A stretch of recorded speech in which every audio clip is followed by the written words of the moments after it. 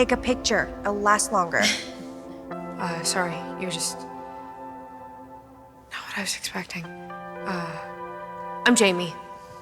From Canada. I'm sorry, I'm not gonna shake your hand because I'm not 45 and a man. Come over after school and you can set up for the party while I do my hair.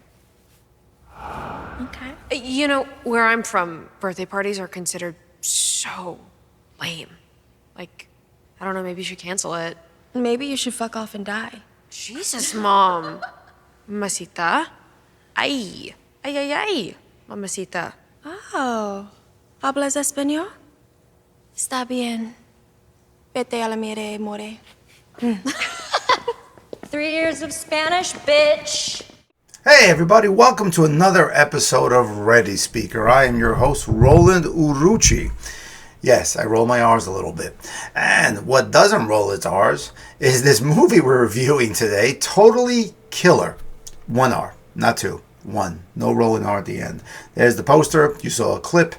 It's a Prime Video, so it's an Amazon movie. And let's just go over some stats if we can real quick. It is rated R. Okay. There's a lot of F-bombs in it. That's probably why. There's not much else. So I don't know if it really deserves a rated R. It's an hour and 46 minutes. It is 6.7 stars, which seems to be the sweet spot for everything on IMDb. It's around 6.4 to 7.1. I guess. I think they should just make it, that range. Because everything, otherwise it's shit or it's awesome, but that's where everything pretty much is. And again, I'm turning because I'm looking at the stats. Now, it is directed by Nanachka Khan. Okay. Writers David Madeline, Sasha Pearl Raver, and Jen D'Angelo. Stars Kiernan Shipka, Olivia Holt, Charlie Gillespie. What is the premise? I'm going to read it out to you right now.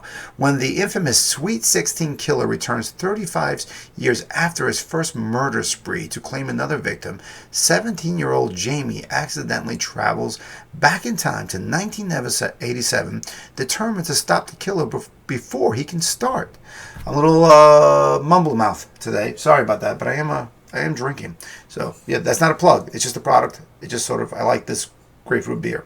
It's probably not the most manly beer, but I like it. All right, back to the movie. So, this is it. It's okay. It's definitely a TV movie. It's not a streaming movie. I mean, it's streaming, but it's the way TV is nowadays is really streaming. So, it fits into that genre. Style-wise, it's okay. Joke-wise, sometimes you get a smile here and there. The going back to 87, and I grew up during 87, I don't know if it's really leans into it as much as it could have, maybe. We smoked a lot more weed back then. So I think exploring that would have been kind of interesting. There's a little of how easy it is to get records or register in a school and all this other stuff without being questioned, and kids walking out in the street alone that you sort of can't do today, and even like off-color jokes, which I actually do appreciate. Not the jokes, but the fact they sort of shout out how creepy some of that shit was. Just people, the way they spoke. And the bullies and the sexual innuendos and the over-the-top sexualization of girls and all that stuff. So I think that I kind of appreciated.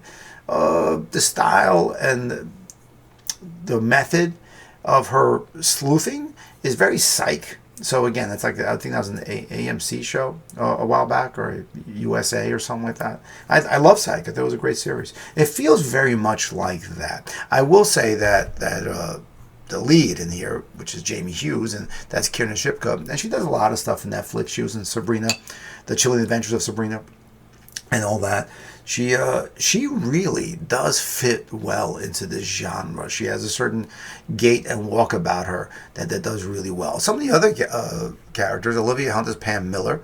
I think that's like that's her mom, I think, from way back when. And then you have Charlie Gillespie as Teen Blake Hughes. You have Troy, Leanne Johnson, Teen Lauren Creston. I thought she was pretty good, actually. And even some other peripheral characters. They're really okay. I think everybody leans into it okay. The writing's okay. The jokes sort of land okay. It's a fun movie to watch. You can probably watch it with your kids and reminisce, yeah, they really did this back in the day. But I would like maybe if technology, I know they mentioned like a cell phone.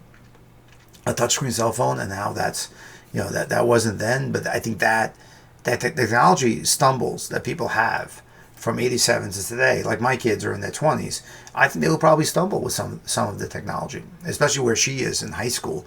She would definitely stumble back then. I can remember the first time my younger boy held a camera from that, actually, from around that era, and he really didn't understand where it went. Like, he didn't understand what was going on with that, because it isn't the way cameras work nowadays. Those cameras nowadays mimic cameras of yesteryear. They really don't even need to look like that. They could just be a straight up box and not have this form-fitting shit and just flat as hell and just take a nice shot.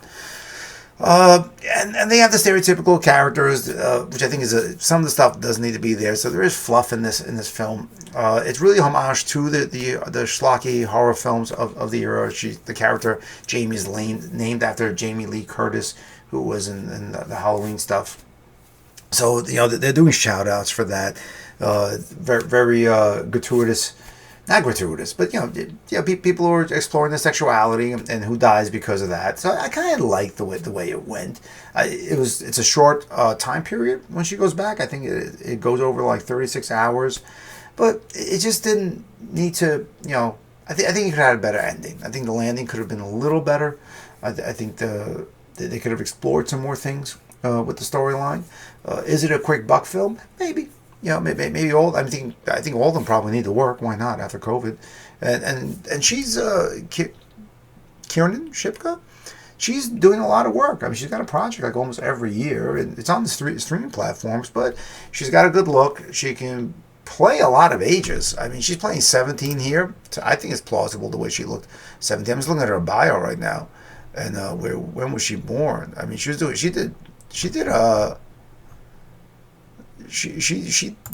Sabrina for 3-4 seasons, and that was she's 5'2", born 1999. So, well, actually, she's 24 years old. She's done a lot of work for a 24-year-old. I will say that. So good for her. I think she's banging it out of the park. I think she's going to be somebody that's going to surprise you at one point and get a really, really good script and kind of nail it.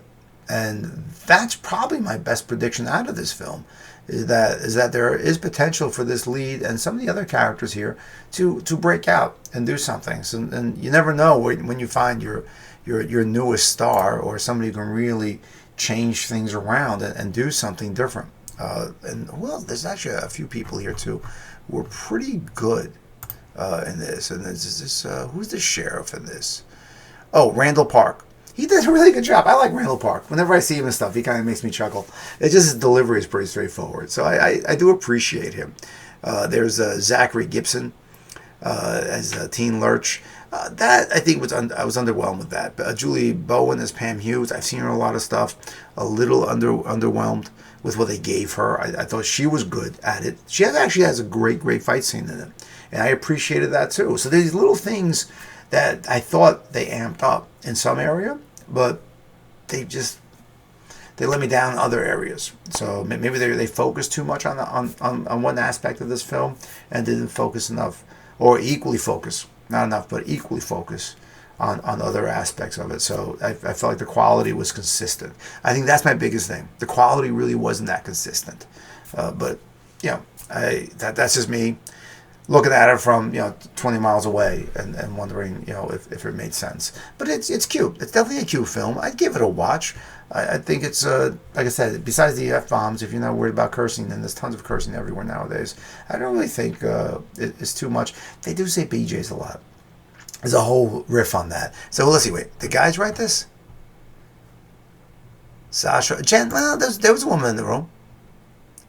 And Sasha's a woman. Yeah. So maybe, you know what? Maybe I'm wrong. If they're comfortable with it, I'm comfortable with it. There you go. So this is Roland DeRucci with Ready Speaker. Very comfortable with the content of this film. Very comfortable in saying that give it a shot. Give it a watch. It's not, a big thinker of a film.